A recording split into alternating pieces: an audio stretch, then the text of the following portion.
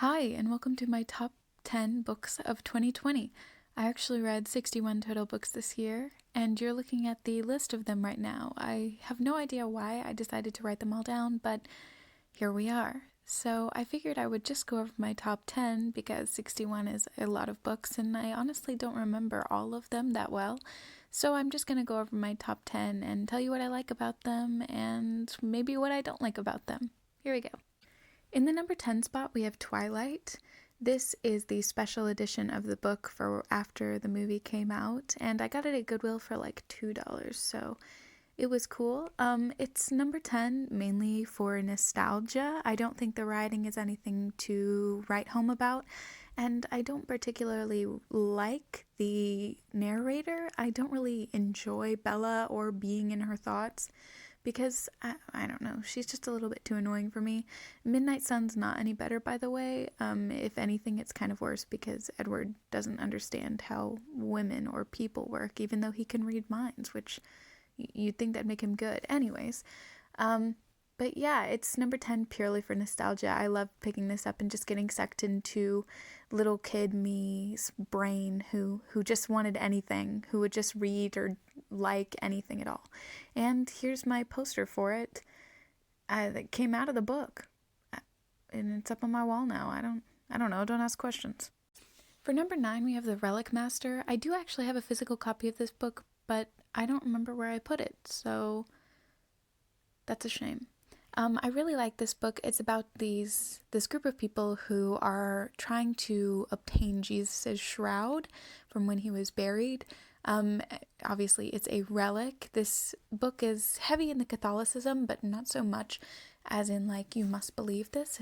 It's a yes and no, and I really appreciate the perspectives that it takes and the discussion on whether relics are real or not, and even if they aren't, does it matter? Is it still special? So that's why it's number 9.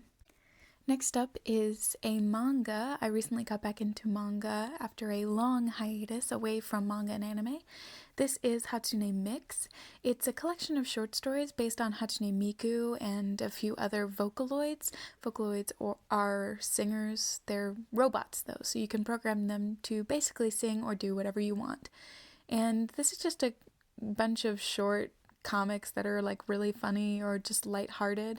And they're all based on different songs, and so the collections are basically like tracks.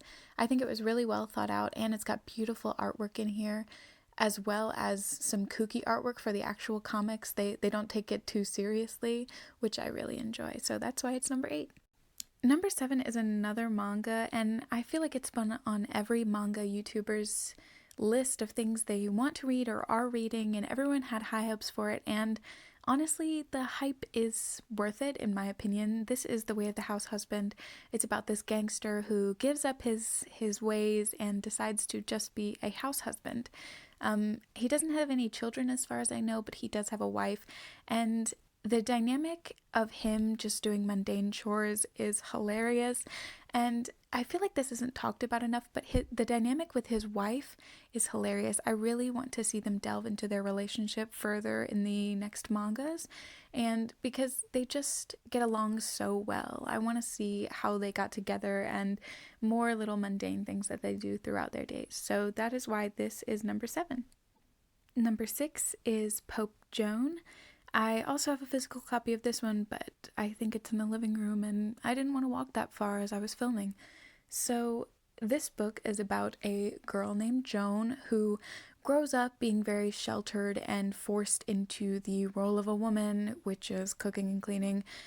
Obviously, this is from way back in the day, or it could be from now. Who knows? Let's not get into it. But it's about her journey she really wants to learn. All she wants to do is learn and grow in knowledge. And she finally gets her chance, but it doesn't work out the way she wants, and she sort of has to pretend to be a boy. And somehow she works her way up in the ranks to the Pope, which is insane, but she's also living a double life, so it's very interesting, and it was an enthralling read. I was so invested in each of the characters, so it's definitely worth the number 6 spot. Number 5, we have Hunger Games. I think everyone's read this book, and I think Hunger Games is what I needed right now. I read it, I think, before the pandemic started, but it was amazing. I read it when it first came out as a kid. I remember reading it before the movies came out, and reading it now just brought all that back. And also, it's beautifully well written. While it's got that nostalgic factor like Twilight did, Hunger Games is also beautiful, and I love it, and I can feel the characters and I can feel their emotions. And you know what? I'll probably read it again in 2021 because I love it, and I feel like other people should appreciate it as much as I do. So it's number 5. Number 4, we have the Coquette. I read this for my English class in college, but I actually really enjoyed it. It's about this girl who decides to just sort of date around and flirt, but it's back in, I can't say for sure the exact time, but Renaissance times. You've got the dresses and you have to be dainty and proper, and she just can't decide on who to love. She wants to flirt with everyone, and she ends up in some sticky situations, and it's actually really heartfelt, and my class actually had really good discussions about her and the motives behind everybody, and it's great, and it can definitely be applied to real life. I remember us talking about how they seem like middle schoolers. It's almost a middle school love story, but you keep wanting to know what's going to happen. So it definitely deserves the number 4 spot. Number 3 is The Age of Phyllis. I also read this for my English class, and it blew me away. It's a collection of poems by Phyllis and by other writers writing either about Phyllis or to Phyllis or for Phyllis, or just in the general time.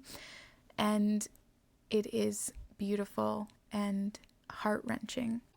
Phyllis writes from her perspective as a Black woman and being brought up as a slave, and it's moving in ways that poetry normally can't move me, because poetry, it can be hit or miss, and sometimes it feels too played up. But this is definitely a book I would check out, and it's worth reading 100%. It's worth buying. I bought the hardback because I liked this book so much. So it's definitely the number 3. Number 2 is Mostly Void, Partially Stars, a Welcome to Night Vale novel. This is a collection of episodes of the podcast Welcome to Night Vale. And Welcome to Night Vale, I grew up listening to. It sort of shaped my middle school and high school years, even though I really never talked about it to anyone. And it just became something for me, and I love the world that it creates. Night Vale is amazing and weird and wonderful, and I loved listening to it, and being able to reread the episodes was wonderful. And I also really encourage you to read this with someone else. When I first bought it, I actually read it aloud to one of my friends, and we had such a good time just listening to the absurdity of it. And because I'm a theater kid who did shows for a long time, I loved the opportunity to put on a show, just as I think Cecil would, who is the narrator of the stories. It's also got beautiful illustrations inside. They're weird and magnificent, just like the show is. And I really encourage you to read it. And I also encourage you to listen to Welcome to Night Vale. It's amazing. So it's definitely number 2. Number 1 is the first volume of the Fruits Basket Collector's Edition. Now, this has number 1 for nostalgia, but also because of how beautiful it is and how beautiful the story is. It really sucked me into the story. Toru is a wonderful protagonist, and it just melts my heart to see something like this. The romance in it is wonderfully done, and the story in it is wonderfully done, and the characters all feel like real humans. Even though there's this mystical element to the story, it feels plausible, and you just really get to know them. And as I watched the original anime, as one of my first animes as a child, it really just blew me away, and this manga proved to me again how beautiful this story is, because I've never read the manga, and this made me want to buy all of them. So if I do any reviews in the future, that will definitely be on the list. So this definitely deserved the #1 spot. Thank you so much for watching. This is the end of the video. I don't really have an outro or anything because this is my first real video. So, bye-bye.